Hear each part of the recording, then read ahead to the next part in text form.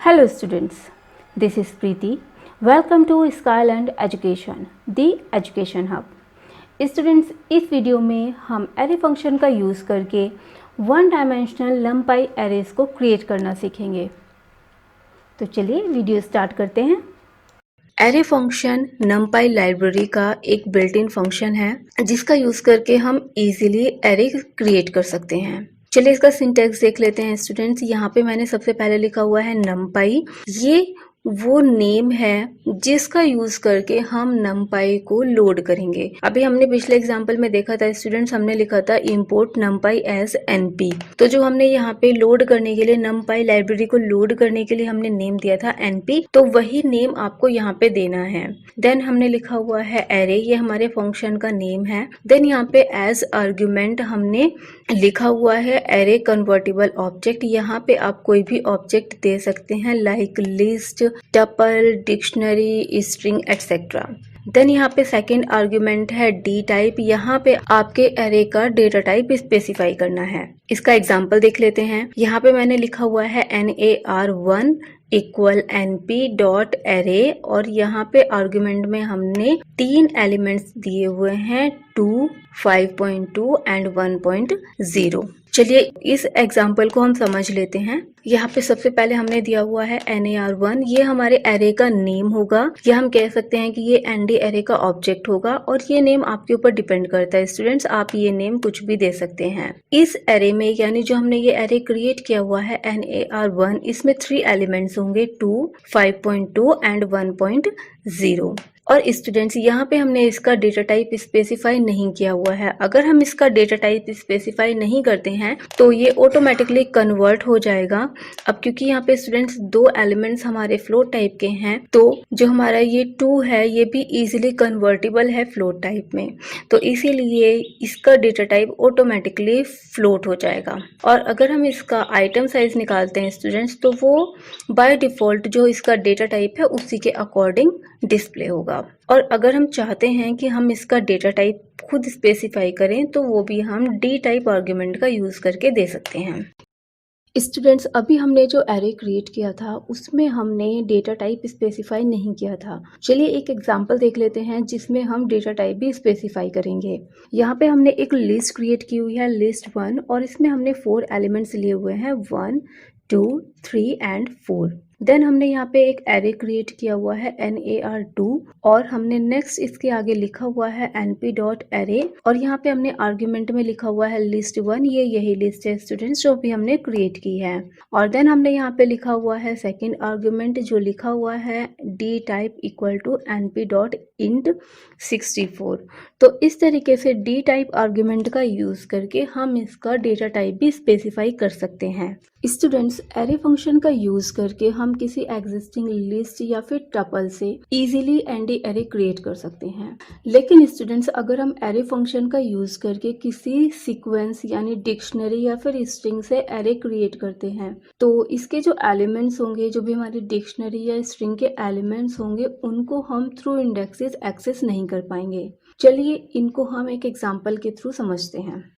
सबसे पहले हम numpy को इंपोर्ट कर लेते हैं। इसके लिए हम स्टेटमेंट लिखेंगे import numpy as np। Students, यहाँ पे आप np की जगह कुछ भी दे सकते हैं। इसको रन करेंगे।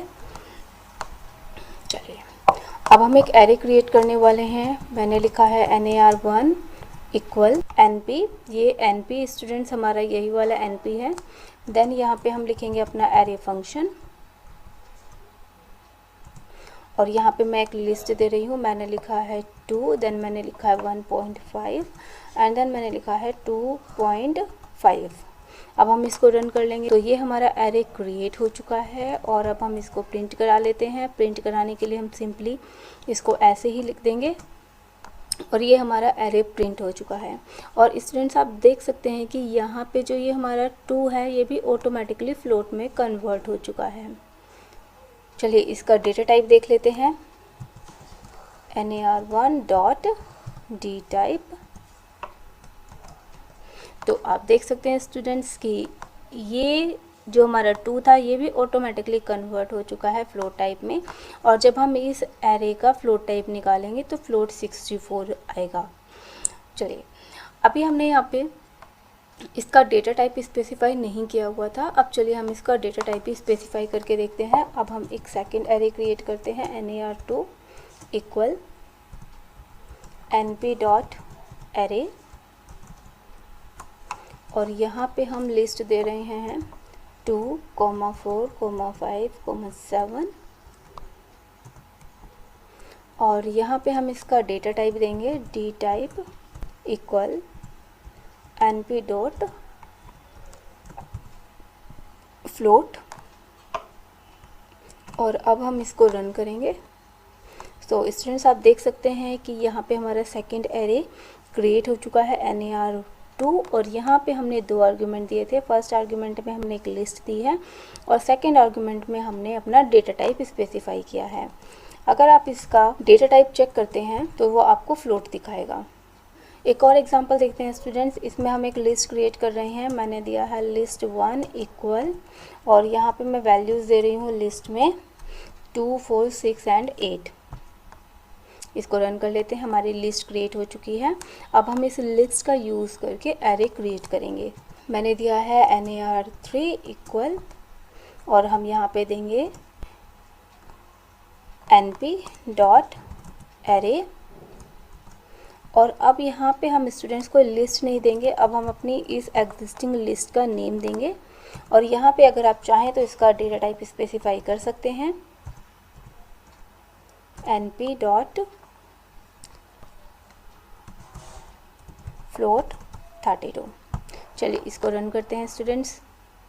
तो ये भी हमारा सक्सेसफुली क्रिएट हो चुका है। इसको प्रिंट करा के देख लेते हैं, और ये हमारा प्रिंट हो चुका है। और आप देख सकते हैं स्टूडेंट्स कि यहाँ पे हमने जो फ्लोट 32 स्पेसिफाई किया था, सेम वही डेटा टाइप हमारा यहाँ पे भी आ रहा है। अब हम डिक्शनरी या फिर स्ट्रिंग का यूज़ करके एक एरे क्रिएट करके देखते हैं। तो चलिए हम लेंगे NAR4 इक्वल, और सबसे पहले हम एक डिक्शनरी क्रिएट कर लेते हैं स्टूडेंट्स। मैंने दिया है dict1 equal,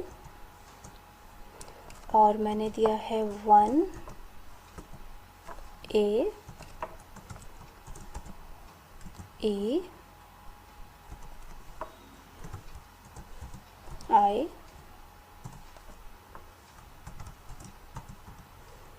O and U। तो स्टूडेंट्स हमारी डिक्शनरी क्रिएट हो चुकी है।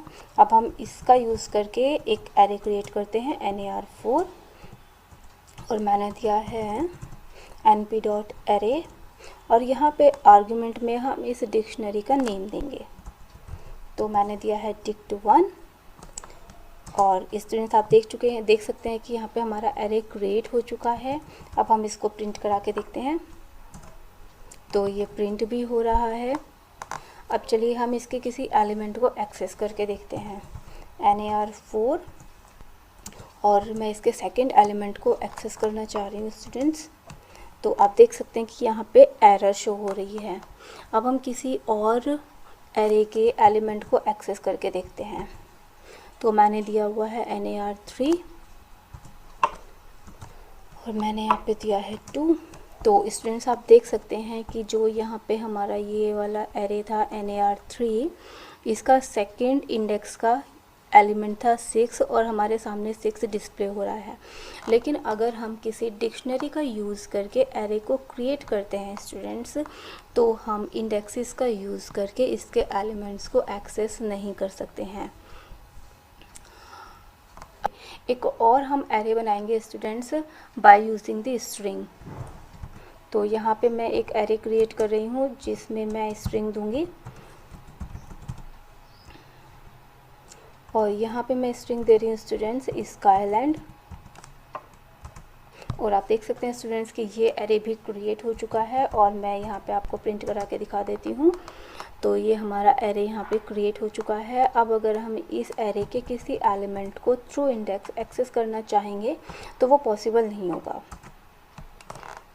तो स्टूडेंट्स आई होप कि आपको ये सारे के सारे मेथड्स अच्छे से क्लियर हो गए होंगे। सो स्टूडेंट्स ये वीडियो यहीं पे ख़त्म होता है। आई होप कि आपको सारे टॉपिक्स अच्छे से क्लियर हो गए होंगे।